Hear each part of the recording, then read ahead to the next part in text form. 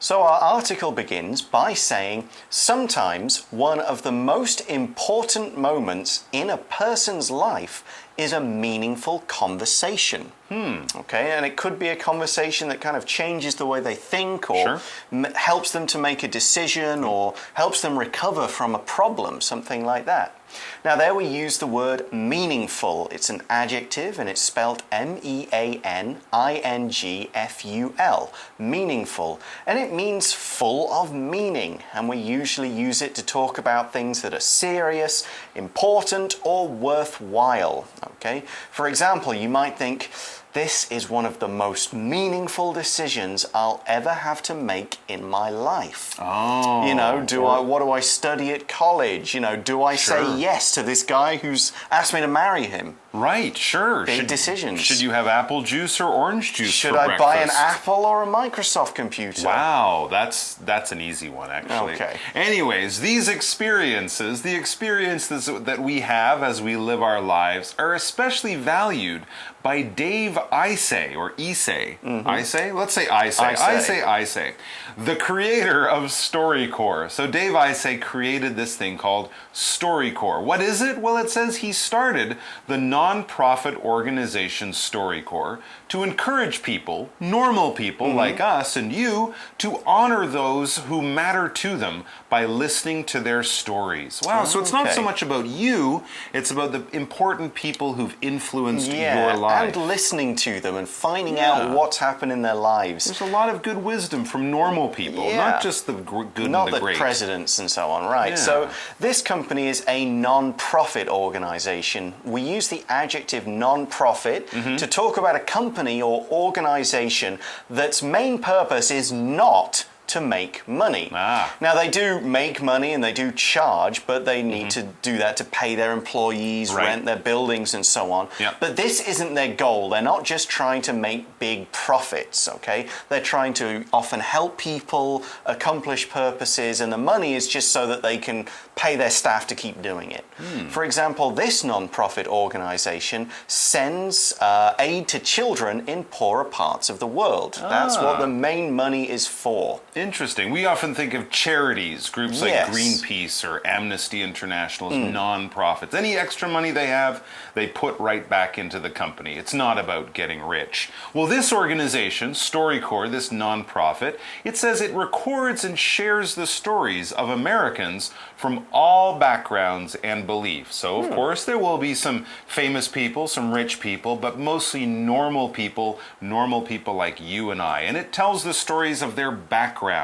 Now, background here, it's a noun. We've taken two words, basically, and shoved them together. Back, B-A-C-K, and ground, G-R-O-U-N-D. Your background is basically your history, your past. You know, where you were born, what schools did you go to, what was life like growing up when you were a kid. That would be your background. And then, as long as you've lived, all of those experiences, all of those different trials and events that have happened to you would make up your background. For example, at university, I met people from many different backgrounds. They were from different countries, different parts of the world. Different social groups. Rich or poor. Absolutely. You know, people from big families, small families, families that had split up, all that kind of thing. That's what we mean by different backgrounds. We also saw different beliefs. A belief, which is spelled B-E-L-I-E-F, belief, is something that someone accepts as true and real. It's their firmly held opinions. So we could talk about religious beliefs, beliefs about the way that society should work, your political beliefs, your beliefs about people and how they should behave, your beliefs about children and educating them. All of those different things that you think, your opinions and the things that you hold to be true.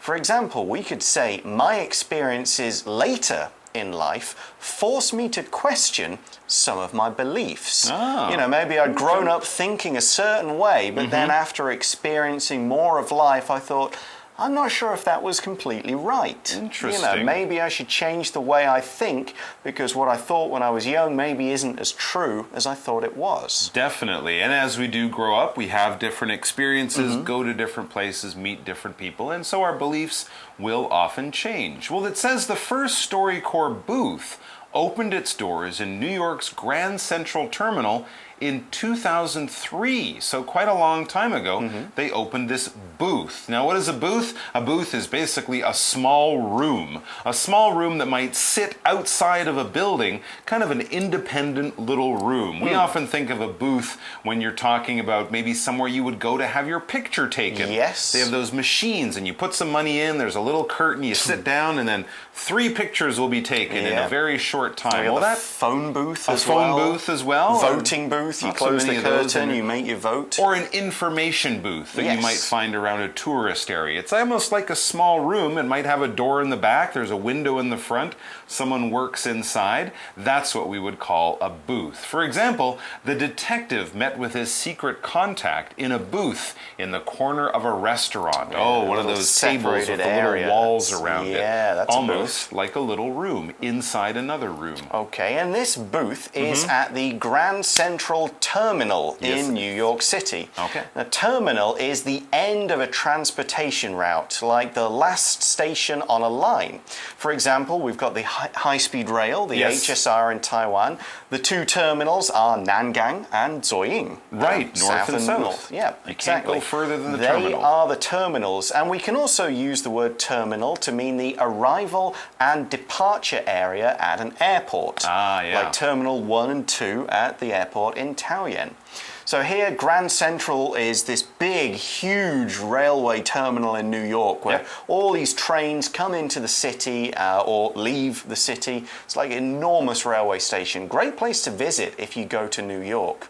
We could also say, once the train reached the terminal, all of the passengers got off the train. And the booth, or this booth in Grand Central Terminal, or Grand Central Station as it's sometimes called, is where interviews take place. To take place, this phrasal verb basically means to happen. When something goes on, it takes place at a time or in a place or for a reason.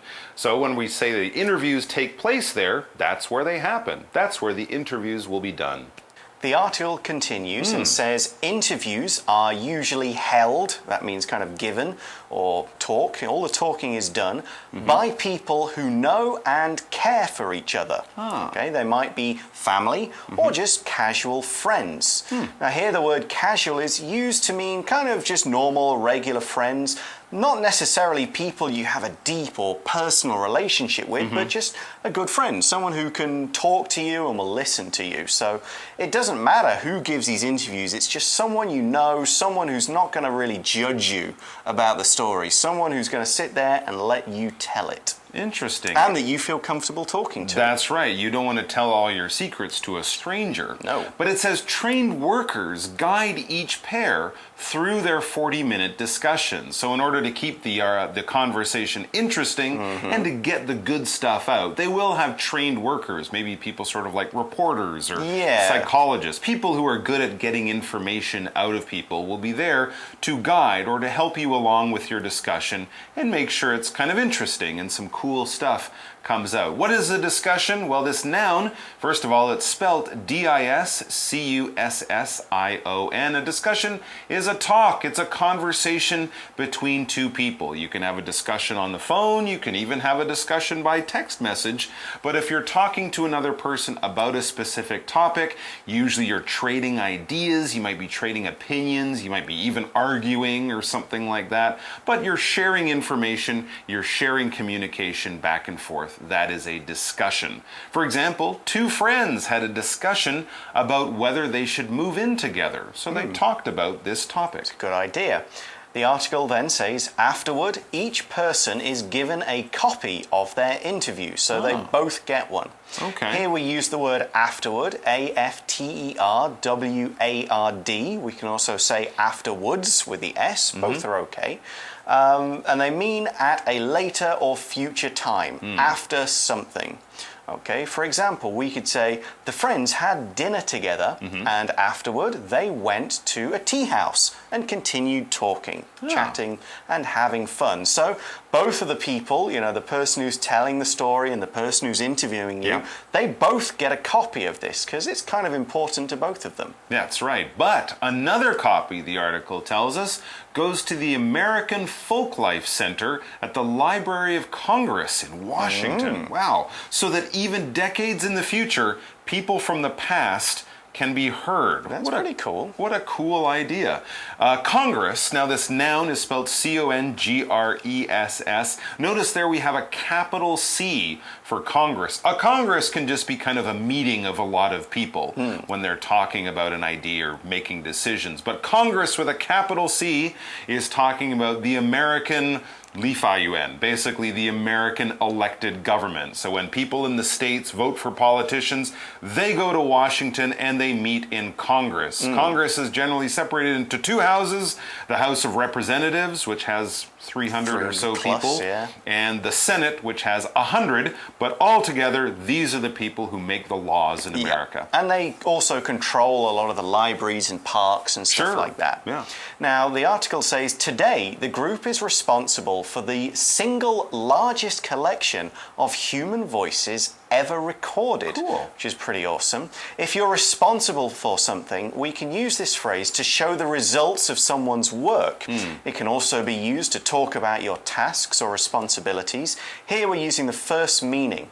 Here's another example. Brian says that his math teacher is responsible for the improvement in his grades this semester. So it's kind of saying, thank you to this person. You were the person who kind of got this done. So this group, this non-profit, is responsible for getting all these voices, all these interesting stories and tales and interviews together.